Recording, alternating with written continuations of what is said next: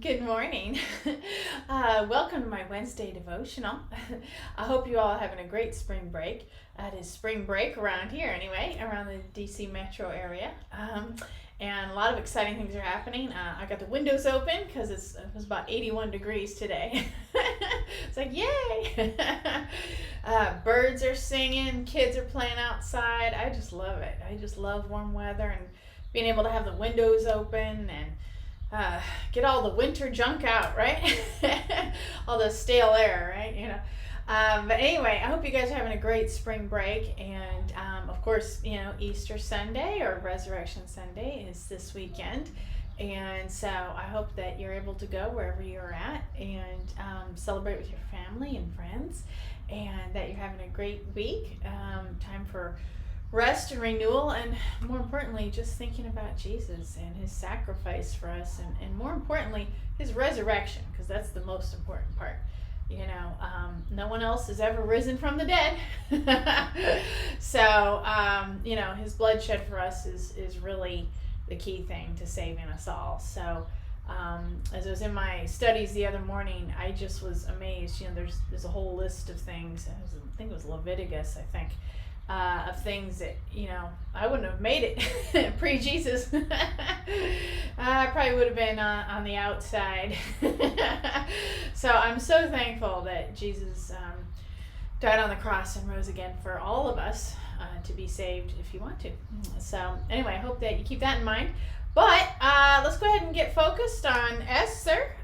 We're in chapter 1. We're almost done with chapter 1. But anyway, all right, so today we're going to cover verses 20 and 21.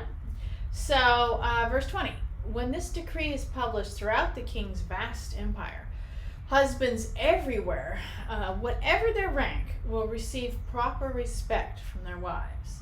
Verse 21, the king and his nobles thought that this made good sense, so he followed Memucan's counsel.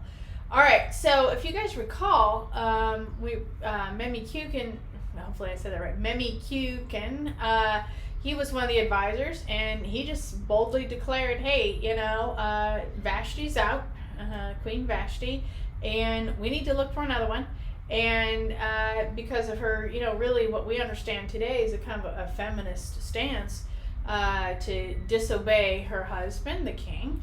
They decided, because the king was like, what are we going to do? Well, this advisor was simply, we're going to put out a decree to everybody, to your entire empire. So husbands everywhere, whatever their rank. I thought that was funny. In other words, what is their station in life, from the lowest servant worker to, the highest nobility, so everyone, regardless of your income for a man, will receive proper respect, and honestly, from their wives. And I know that I was just watching a Gloria Steinem movie the other night, and I'm almost finished with it, but there's certain good things, that we've evolved of feminism, like as I was watching this movie, for women, they're just trying to get their kids back when their husband leaves them, or vice versa, it can go in either way.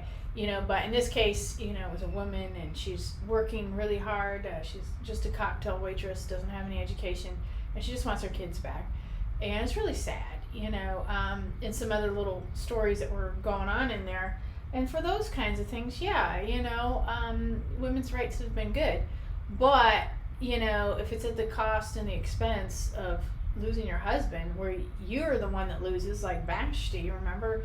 She was basically fired, in a nutshell, from her queen job and banished from the kingdom, So you kind of have to balance out the two, because definitely women need to be treated with respect, but so do men.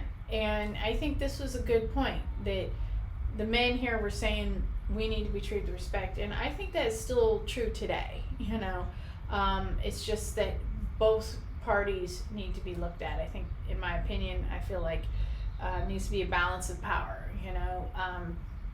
but definitely at the end of the day, I think Joyce Meyer said it best. She's my favorite TV preacher, and of a woman's preacher, and she's on television, she has a worldwide empire. How does that work with her husband? Because people often ask that of her, And she says, when she's doing her job, she's in charge, she's a leader. But when she goes home, and behind closed doors, her husband's in charge. She goes, I submit my authority to my husband. And that's a key word, submitting. There's choice in that. And when you've consciously made an educated choice to submit to your husband, then he can also, we're assuming this is a good guy, show the same respect. Now, of course, if he doesn't, if he abuses that, of course not. Definitely. And that's where feminism has been good, because there are some abusive situations that need to be stopped, obviously. I'm in no way endorsing abuse at all. I'm saying that I'm assuming that the man that that you chose to marry is a good man and just needs to be treated with respect, and he'll respect you. It works both ways. That's what I'm operating under in this assumption. And I'm also assuming that as well as his king. He had a vast empire, right? He's got to be intelligent, and we got to think there's a reason for that. He's going to do good. And you'll see here as the story starts to turn, I'm sure at the end of the day, he is a good person. And I think that's why Esther was very wise. And you'll see how she submits and how she works that deal. And it all works out. So right now we're in the part where it looks very dichotomy of, Vashti on her side and King on the other side. They're both, very stubborn. But, it's sad they couldn't have worked it out, but it made way for Esther, so it's fine.